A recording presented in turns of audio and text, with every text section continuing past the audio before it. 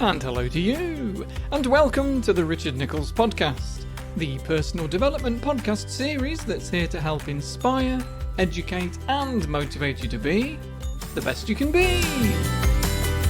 I'm psychotherapist Richard Nichols, and this episode is titled Getting to Know Yourself.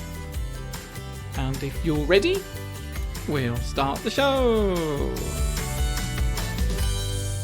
Alright there, folks. How are you doing? I often start these episodes by saying something like, how are you doing? Sometimes start therapy sessions like that as well, actually. And therapy is a great place to be able to actually answer it properly. And not just say, oh, fine, how are you? I mean, clients will say that out of habit, but we're not sitting in a pub having a chin wag. I'm genuinely interested in how they've been feeling. And after a few sessions, they've hopefully got a bit more emotional awareness and can answer a bit more honestly, or rather with a bit more understanding because they've been getting to know themselves a bit more through the therapy. And this is something that we can all benefit from, it really is. Actually asking yourself each day, how am I doing? And not just saying crap and leaving it at that. Now, it might start with just crap or bad, but by spending a bit more time thinking about it, you might be able to identify more important feelings. Because if you don't really know how you feel, then you don't know what you want. And if you don't know what you want, then you don't know what to do. And if you don't know what to do, then you'll just play along with old habits and routines that don't make you feel any better and may have even been the reason for feeling a bit crappy in the first place. So, ask yourself, how am I doing? Maybe your body feels a bit tight. Maybe your back is painful or your stomach feels a bit queasy. What does that mean for you? Is that a stressed feeling? An overwhelm? A lonely feeling? What is it to you? Emotions are called feelings for a reason, aren't they? We feel them in our body, in our heart rate, in our breathing. Crikey, I work on a Thursday in a health clinic. People go in there with problems with their muscles, their back, their hips, and after they've got more comfortable with the therapist, they can often burst into tears when they're having a physical manipulation, an osteopathy treatment, because their brain associates certain areas of the body with their emotions.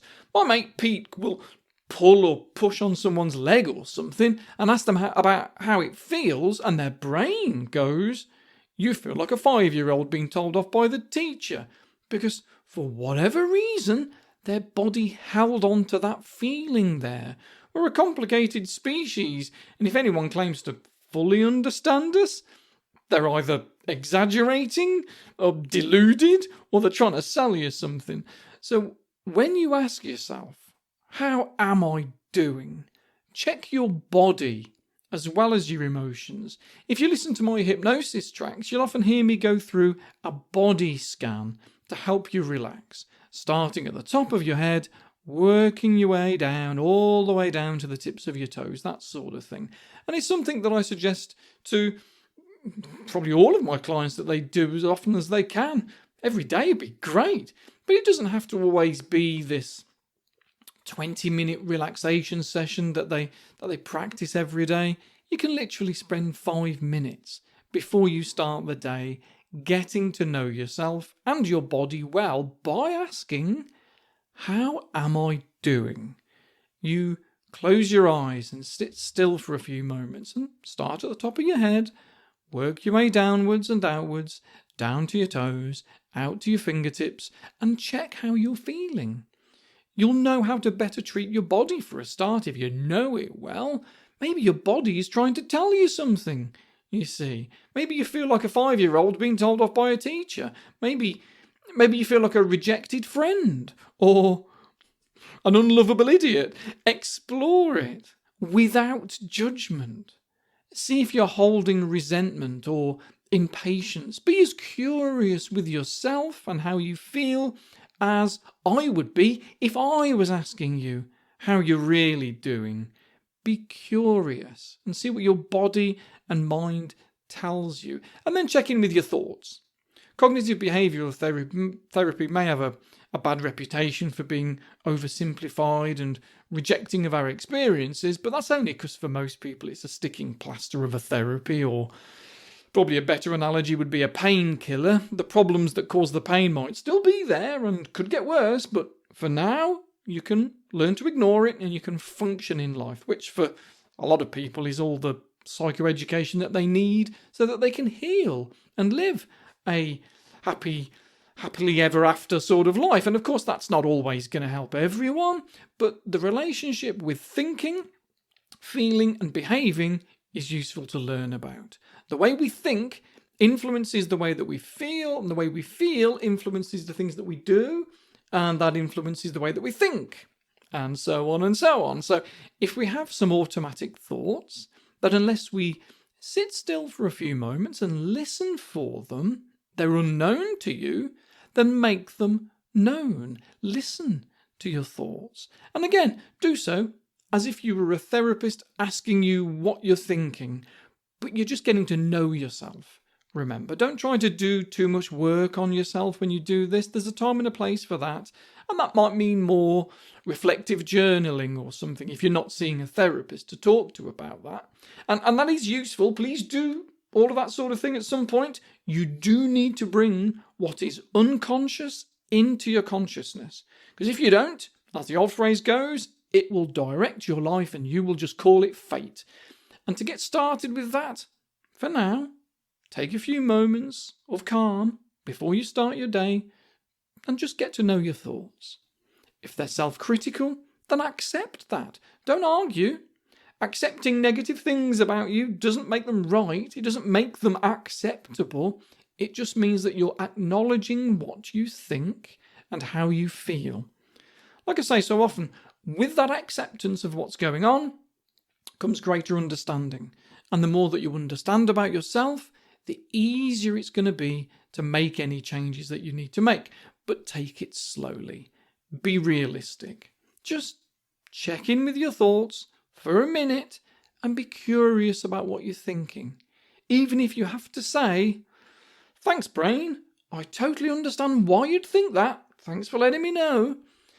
Even if you know that you really shouldn't be thinking these things because they're not true. Because the more that you do this, the easier it's going to be to hear those thoughts, feel those feelings, and get to really know yourself.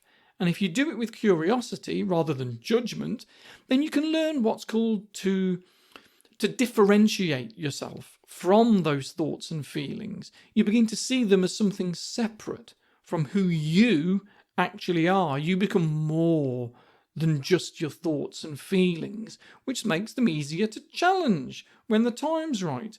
So if you're going to start your day with a few moments meditating like this, and I mean meditate not in a ritualistic or Buddhist spiritualist sense, but to simply become aware of yourself and to watch it almost like an observer would, and you're asking yourself these things about how you're feeling in your mind and in your body and what you're thinking, you're in a much better place to plan your day accordingly, because you know it's going to be easier to figure out your needs. Because like I said, once you know what you want, you can make a plan about what to do with yourself, whether that's in the short term or the long term.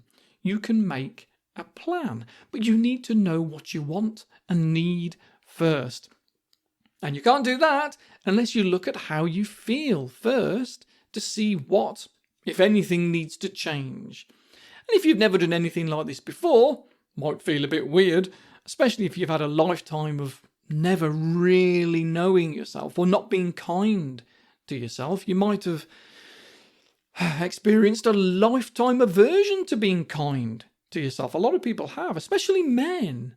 For so many blokes, the idea of kindness to yourself is actually quite scary, terrifying to some. It's seen as weak, wimpy, feminine. But to not embrace that means to embrace treating yourself cruelly or judgmentally, like a critical parent or something. And that needs to stop. So if it makes it easier, when you've spent some time going through your body, looking for how it feels, spend a few moments examining your thoughts and what you're thinking.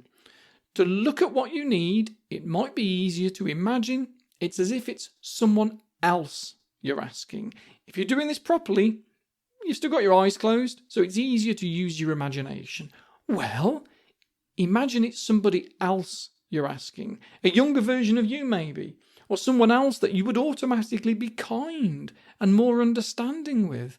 Maybe a child, or something. Just someone that it would be easier to respect, if that's something that you struggle with, self-respect. And ask them what they need to help them with the feelings that you've found. Now, obviously, this is going to be different for absolutely everybody, but common feelings that come up when people do this are fight or flight based stuff. There's, anger, fear. Maybe we feel forgotten, ignored, unloved or something. So ask, what do you need to help you with that ignored feeling? Or what do you need to help you with that anger? See what comes up. Do they need to be validated, understood, heard? Do they need to share something, say something, do something? Do they need connections, belongingness, attention? Do they need something practical? Because that's the next bit. Once you know more about how you feel and what you need, you can start nudging yourself in the right direction with the behaviours that lead on to healthier thoughts. And a healthier mindset leads on to healthier feelings, which makes it easier to continue with healthier behaviours, and so on, around and round it goes. So, do you need to practice saying no to somebody, or saying yes to somebody, or saying anything to somebody? Do you need to switch off the news, uninstall Facebook from your phone, stop doom scrolling and start filtering your world for the good things? The reasons to say, actually, yeah, it is a great day to be alive. Do you need to rewatch a TV show that you really like, or watch your favourite film? Do you need to meal plan for the week? And I know that sounds a bit boring, working out on a Sunday night what you'll have for tea the following Saturday.